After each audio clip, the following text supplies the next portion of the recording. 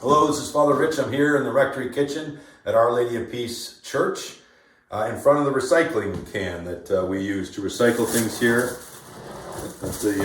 at the Rectory.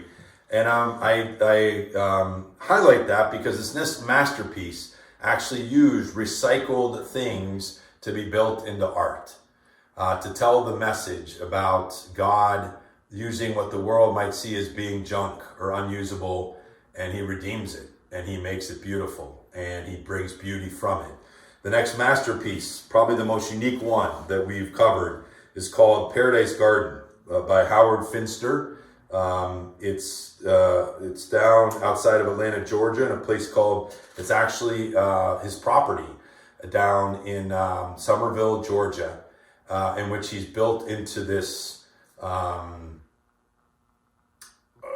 multiple artwork and pieces to have an assemblage of art that tells a story. And so this is it goes back to 1990, again, down in Georgia. And this is how it's described by the author. All these elements joined together are intended to be the focal point. The garden, let me go back. The garden, which came to be called Paradise Garden, is a chaotic, crazy quilt patchwork of ramshackle buildings, odd sculptures and assemblages, rusty automobiles, and hundreds of paintings in his unusual signature style, all nestled among these elements, among the trees and flowers and shrubbery. All these elements joined together intended to be the focal point for his urgent spiritual message to modern men and women, a message about ultimate things, heaven and hell, moral admonitions, apocalyptic warnings, and a celebration of God's love. They say that the garden is a place where Finster's mystical visions of faith are made visible through his redemption of the cast-off junk of our society.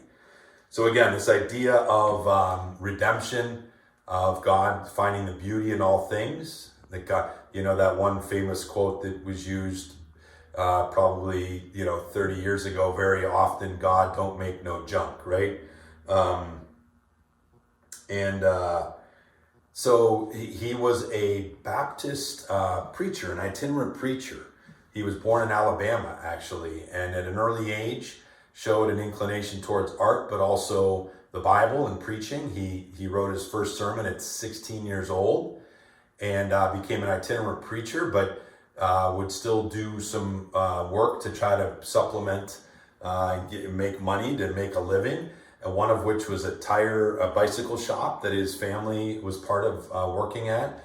And through just that started playing with just using things to make art. And eventually, I think at I don't know what age he was, but he felt called to finally become an artist and to preach through his artwork.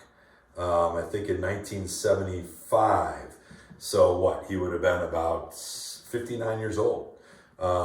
He went on to live another 26 years and again made this Paradise Garden in 1990.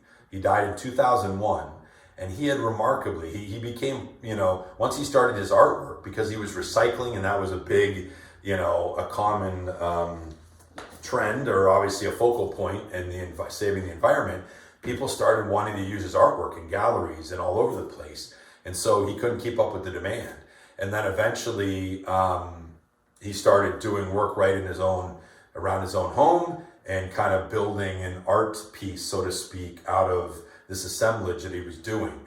A focal point, the church that he built in the center, kind of looks like a wedding cake-ish.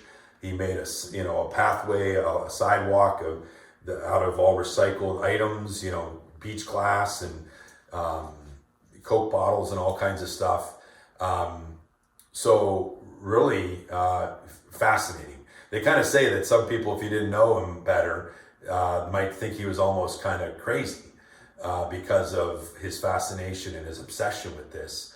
But yet, it's yes, quirky, but it seems to, he definitely has a vision and a message, which he felt was a true calling from God in preaching through his artwork. To the point he became so popular that he was invited on the Tonight Show with Johnny Carson at some point. Some of his artwork made it on the cover of popular bands like the Talking Heads and REM. And he went on to make over 46,000 original pieces of art. So just crazy. But he called himself God's junk man. And really phenomenal what he did.